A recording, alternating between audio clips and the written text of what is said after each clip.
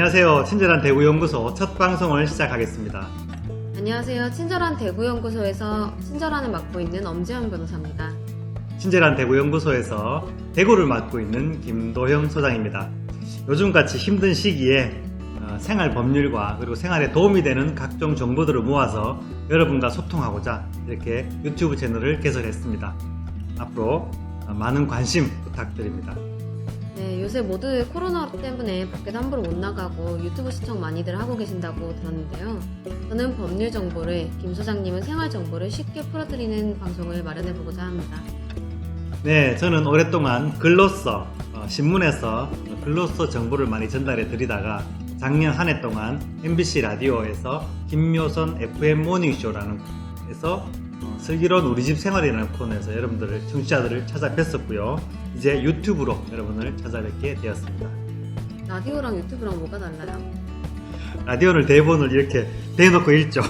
그런데 여기는 뭐 그렇게 보면 보기 싫으니까 살짝 보도록 하겠습니다.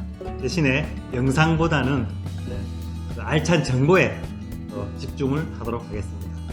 댓글로 질문, 고민 올려주시면 열심히 연구해서 속 시원히 설명드리도록 하겠습니다. 흥미있다고 생각되시면 구독과 알림 설정 부탁드립니다.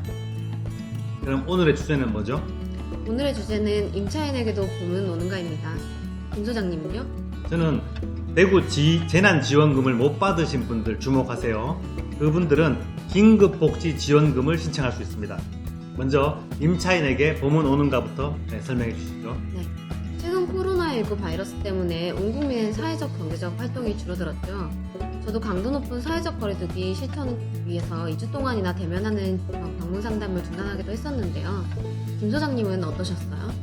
저도 집하고 사무실만 왔다 갔다 했죠. 그리고 집에서 대부분 밥을 먹었고 그러다 보니까 소상공인들이 큰 충격을 받았는데요. 안타까운 건 이분들이 장사도 안 되는데 매월 월세를 꼬박꼬박 물어야 된다는 게 문제 아닙니까? 네. 이렇게 일부 임대인들이 착한 임대인 운동을 해서 임대료를 깎아주기도 했지만 생각보다 많지 않았어요. 이렇게 어려운 임차인들에게 이런 시기에 좋은 제도가 있나요? 방법이 아예 없는 건 아닙니다. 임대인들이 매 계약更신 때마다 일정 비율씩 보증금과 월세를 올려달라고 할 수 있는 것처럼 임차인들도 경제사정의 변동으로 인해서 계약상 월세가 너무 과다하다고 인정될 땐 앞으로의 월세를 좀 깎아달라고 요구할 수 있는 겁니다. 그런 좋은 제도가 있었네요. 근데 왜 우리가 잘 몰랐죠? 이 감액 청구권이 쉽게 인정되는 것은 아닙니다. 하지만 이제 과거 IMF 경제 위기 때 법원이 이러한 감액 청구권을 인정해 준 적도 있습니다. 그럼 그 감액 청구권을 어떻게 신청하죠?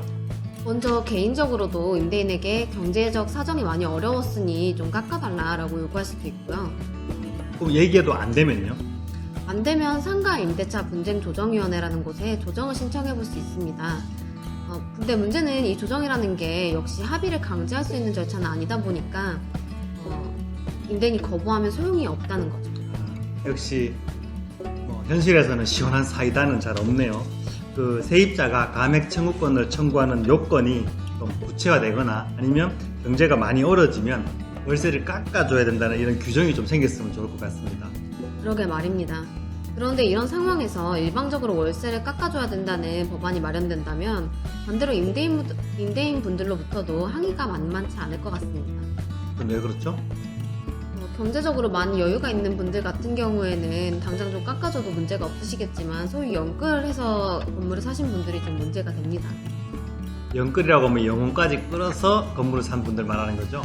네, 그렇게 연끌해서 건물 산 분이 당장 월세를 깎아줘 버리시면 이자를 못 내게 되시는 상황이 될 수도 있기 때문입니다. 그럴 수도 있겠네요. 정말 민감한 문제네요. 그러면 세입자 입장에서 임대료를 몇 달 못 내면 다른 또 문제가 생길 수도 있나요? 임차인분이 3번 이상 월세를 못 내면 쫓겨나시게 될 수도 있습니다. 3번 이상 밀리면 나가라고 하는 규정이 있나 봐요.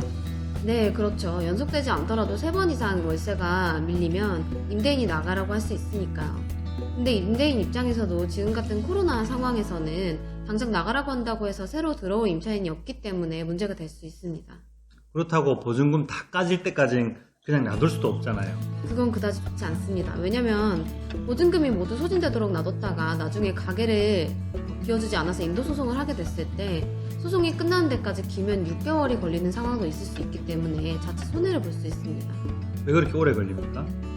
송달 문제가 큽니다. 송달이 뭐죠? 소송이 시작되었다는 서류를 임차인 즉 세입자에게 우편물을 직접 교부해야 되는 건데 임차인들이 장사가 안 돼서 가게 안에 집기랑 설비 등을 모두 그대로 놔두고 잠적하는 경우가 많거든요. 그럼 사람이 없으면 송달이 안 되나요? 네, 맞습니다.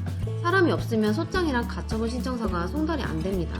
최근에는 임차인에게 내용 증명을 보내려고 했는데 임대차 계약서상 주소가 없는 주소더라고요. 그 계약할 때 신분증 같은 거 확인하잖아요. 네, 주민등록증까지 다 확인했는데도 주소지 불명으로 송달이 안 되더라고요. 그럼 어떡하죠? 직접 송달하는 게 안 되면 공시송달이라는 걸 해야 됩니다. 근데 그때까지 꽤 오랜 시간이 걸려요. 공시송달은 뭐죠? 쉽게 말해서 법원이 송달할 서류를 보관해 뒀다가 당사자가 나타나면 교부하겠다고 게시판에 게시해 두는 것으로서 상대방이 봤다고 인정하는 절차입니다. 소장을 전달할 방법이 없으니까 게시판에 게시하는 그런 거네요. 시간이 그럼 많이 걸리겠네요. 네, 공시송달을 하려면 그에 앞서서 야간, 주말 송달까지도 여러 번 거쳐야 되기 때문에 아까 말씀드린 6개월이 거의 송달에 소요되게 되는 겁니다. 야간에도 가고 주말에도 가고. 네네, 그런 걸 여러 번 해야 돼요. 그래서 특히 요새는 코로나 때문에 재판도 많이 지연되고 있습니다. 그럼 임차인이 소장을 수령하던 아니면 공시송달을 하던 했다고 쳐요. 그럼 밀린 월세는 확실히 받을 수 있나요? 이렇게 임차인들이 월세를 못 내서 소송을 하는 경우에 승소 후에 강제 집행을 하기 위한 재산을 미리 확보해 놓는 것이 중요한데요. 승소 후에 돈 못 받으면 아무 의미 없잖아요. 그럼 재산 확보가 제일 중요할 것 같은데 잘 안 되나 봐요. 네, 임차인 명의 재산에 가압류를 하고 싶어도 보통 이런 경우에는 본인 명의로 된 재산이 없는 경우가 다반사입니다. 하기야 월세도 못 내는 형편에 자기 명의의 재산을 남겨놓을 일이 잘 없겠죠. 그럼 보증금까지 끝까지 갈 때까지는 기다리지 말라는 거네요. 그렇죠? 그럼 오늘 말씀하신 거 정리 한번 해주시죠. 네, 알겠습니다. 첫째, 임차인 즉 세입자 입장에서는 경기가 많이 어려우면 월세를 깎아달라고 요구할 수 있는 감액 청구권이 있고 상가 임대차 분쟁조정위원회로 이 감액 청구권을 신청해 볼 수 있다. 네, 하지만 이 조정위원회에서는 조정을 할 뿐 강제성은 없다. 네, 그리고 마지막으로 임대인 입장에서는 임차인이 월세를 계속 내지 않는다면 보증금이 최소한 6개월 이상 남았을 때 인도 청구를 하시는 것이 좋다입니다. 깔끔하게 정리해 주셨습니다. 다음으로 김 소장님이 준비한 오늘의 주제는 뭐죠? 지난번 대구 재난지원금 신청할 때 기준이 조금 부족해서 신청 못하신 분들 있잖아요. 그분들 주목하셔야 돼요. 긴급복지지원금 제도가 있습니다. 지난번 기준 안 돼서 신청 못하신 분들에게 새로운 제도가 있나 봐요. 그때 건강보험료 기준이 너무 높다는 여론도 많았고요. 그리고 그때 실제로 제 주변에서도 최저시급을 받는 분도 대상이 안 되는 분도 있었고 또 맞벌이를 하는 사람들은 못 받은 사람들이 되게 많았습니다. 그런 경우 많았죠. 그리고 계단효과라고 해서 기준에서 몇천 원 또는 몇백 원 높다고 신청 못한 사람도 있었잖아요. 그렇습니다. 그리고 또 한 가지 지역 가입자가 직장 가입자에 비해서 본인이 전체 보험료를 부담하다 보니까 상대적으로 손해를 봤다는 그런 지적도 많았습니다. 네, 맞아요. 직장 가입자는 전체 건보료 중에서 본인이 부담하는 50%만 해당돼서 금액이 낮게 보였지만 지역 가입자는 그렇지 않았죠. 맞습니다. 그때 조건이 안 맞아서 재난지원금 신청 못하신 분들 집중하세요. 긴급복지지원금을 신청하시면 됩니다. 긴급복지지원금이 뭐죠? 코로나 이전에도 있던 제도인데요. 소득원이 갑자기 소득을 상실하거나 질병이나 사망 또는 부상을 입어서 생활이 어려워졌을 때 그때에 신청하는 건데 이번에 코로나로 그 지원 규모가 그러니까 대상이 더 커졌습니다. 신청 조건은요? 기본적으로 기준 중위소득 75% 이하고요. 일반 재산이 2억 5,700만 원 그리고 금융재산이 500만 원 이하면 신청할 수 있습니다. 조금 복잡하네요. 기준 중위소득 75%면 어느 정도 되나요? 1인 기준 130만 원 정도 되고요. 4인 기준으로는 350만 원을 조금 넘는 정도입니다.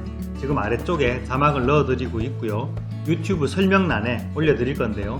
기준이 조금 복잡하지만 중요한 건 코로나19로 인해서 7월 31일까지 그 기준이 한시적으로 완화되었다는 겁니다. 그랬군요. 그럼 조건 따져보고 가능하면 신청해봐야겠네요. 당연하죠. 더욱 놀라운 건 이 지원금이 지난 재난지원금보다 더 많다는 겁니다. 예를 들어서 지난번 그 재난지원금은 4인 가족일 경우에 80만 원이었잖아요. 그런데 이 긴급복지 지원은 4인 가족이 123만 원입니다. 완전 좋은 정보네요. 그러니까요. 일반 재산이 2억 5,700만 원이라는 그 기준은 재산에서 대출금을 뺀 금액이거든요. 그렇다 보니까 특히 자영업 하시는 분들, 사업하신다고 대출 많잖아요. 이런 분들이 이용하시면 참 좋을 것 같습니다. 그럼 지난번 대구 긴급재난지원금 받은 사람도 다시 신청할 수 있나요? 그건 안 됩니다. 지난번 재난지원금 받은 분들은 이번에 안 되고요. 그때 안타깝게 못 받은 분들, 그런 분들을 신청하시는 대상이 되고요. 그리고 재산이 많거나 소득이 많은 분들은 당연히 안 되겠죠. 그건 당연하겠죠. 정말 코로나가 문제입니다. 빨리 백신이 나오든지 이렇게 해야 될 것 같습니다. 다들 건강 조심하시고 잘 견디셨으면 좋겠습니다. 궁금하신 주제 댓글로 남겨주시면 알찬 정보로 다시 찾아오겠습니다. 감사합니다. 구독과 좋아요 눌러놓으시면 다음에 찾아보기 좋고요. 저희들이 정보 올렸을 때 쉽게 보실 수 있을 겁니다. 감사합니다. 인사할까요? 네. 감사합니다.